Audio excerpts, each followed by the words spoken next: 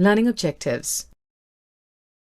At the end of this topic, you will be able to explain the chemical properties of carbon compounds, analyze the properties of ethanol and ethanoic acid, explain the oxidation of ethanol to form ethanoic acid, describe the formation of micelles using soaps and detergents. Introduction. Meena and her grandmother went for a walk. You've learnt about carbon. Let me tell you about some of the chemical properties of carbon compounds. Okay, Grandma. Let me tell you in detail.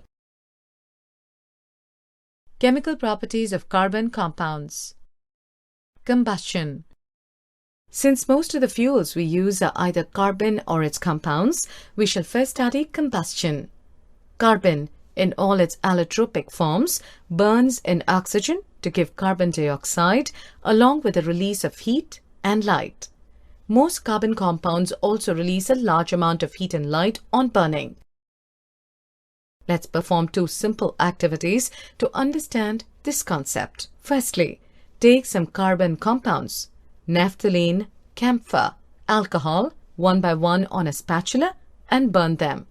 Observe the nature of the flame and note where the smoke is produced. Secondly, light a Bunsen burner and adjust the air hole at the base to get different types of flames or presence of smoke and make your observations. We can observe that saturated hydrocarbons will generally give a clean flame, while unsaturated carbon compounds will give a yellow flame with lots of black smoke. This results in a sooty deposit on the metal plate. However, limiting the supply of air results in incomplete combustion of even saturated hydrocarbons, which in turn give a sooty flame. The gas or kerosene stove used at homes has inlets for air so that a sufficiently oxygen-rich mixture is burnt to give a clean blue flame. If you observe the bottom of cooking vessels getting blackened, it means that the air holes are blocked and the fuel is getting wasted.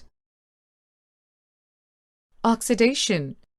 Carbon compounds can be easily oxidized on combustion. In addition to this complete oxidation, we have reactions in which alcohols are converted to carboxylic acids. We see that some substances are capable of adding oxygen to others. These substances are known as oxidizing agents. Alkaline potassium permanganate or acidified potassium dichromate are oxidizing alcohols to acids, that is, adding oxygen to the starting material. Hence, they are known as oxidizing agents. Addition reaction. Unsaturated hydrocarbons add hydrogen in the presence of catalysts such as palladium or nickel to give saturated hydrocarbons. Catalysts are substances that cause a reaction to occur or proceed at a different rate without affecting the reaction. This reaction is commonly used in the hydrogenation of vegetable oils using a nickel catalyst. Vegetable oils generally have long unsaturated carbon chains, while animal fats have saturated carbon chains. Animal fats generally contain saturated fatty acids, which are said to be harmful to health. Oils containing unsaturated fatty acids should be chosen for cooking. Saturated hydrocarbons are fairly unreactive and are inert in the presence of most reagents. However, in the presence of sunlight, chlorine is added to hydrocarbons in a very fast reaction. Chlorine can replace the hydrogen atoms one by one. It's called a substitution reaction because one type of atom or a group of atoms takes the place of another. Some important carbon compounds: ethanol and ethanoic acid. Properties of ethanol. Now, we shall study the properties of two commercially important compounds, ethanol and ethanoic acid. Ethanol, commonly called alcohol, is a liquid at room temperature and is the active ingredient of all alcoholic drinks. Ethanol is also soluble in water in all proportions. Consumption of small quantities of dilute ethanol.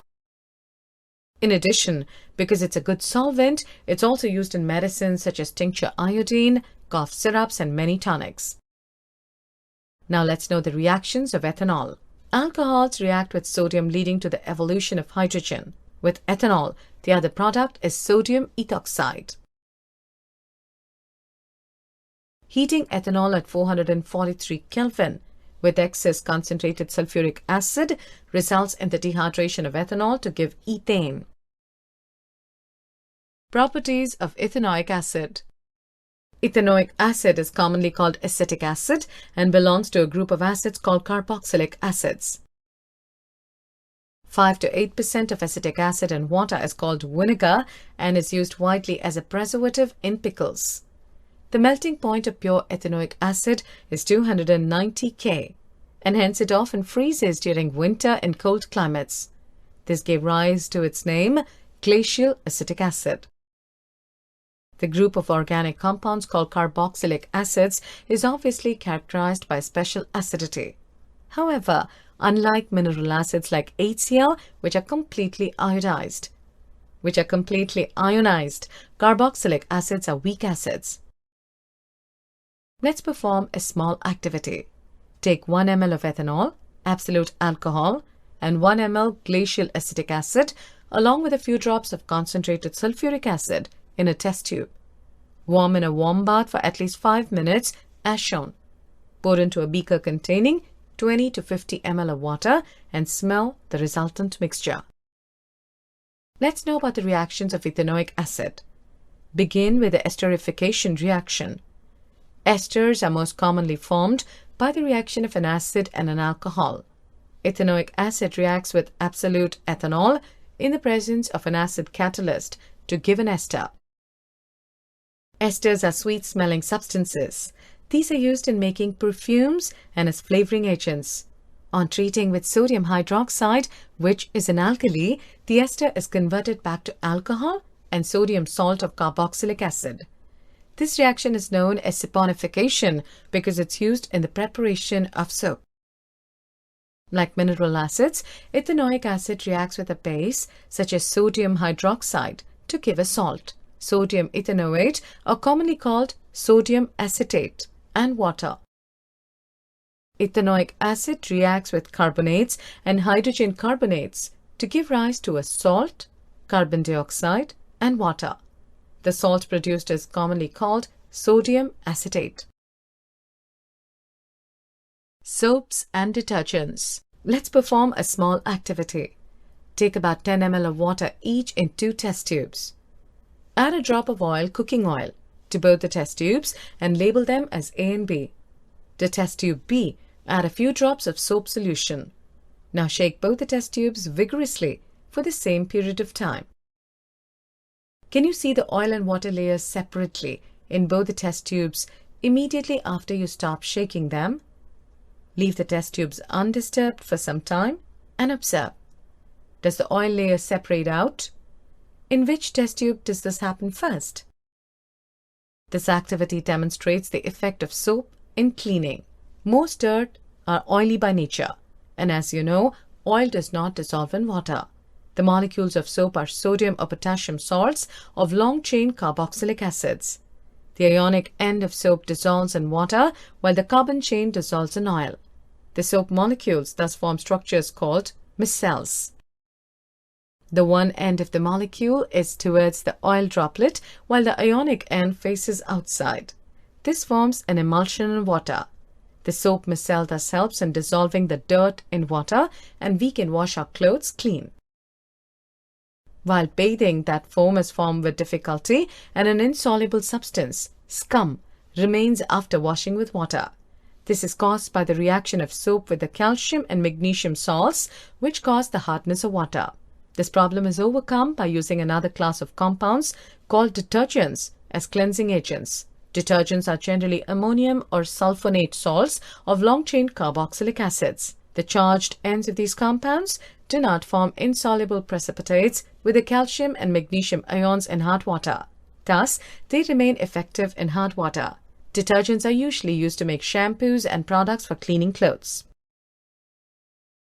Summary. Let's summarize the topic.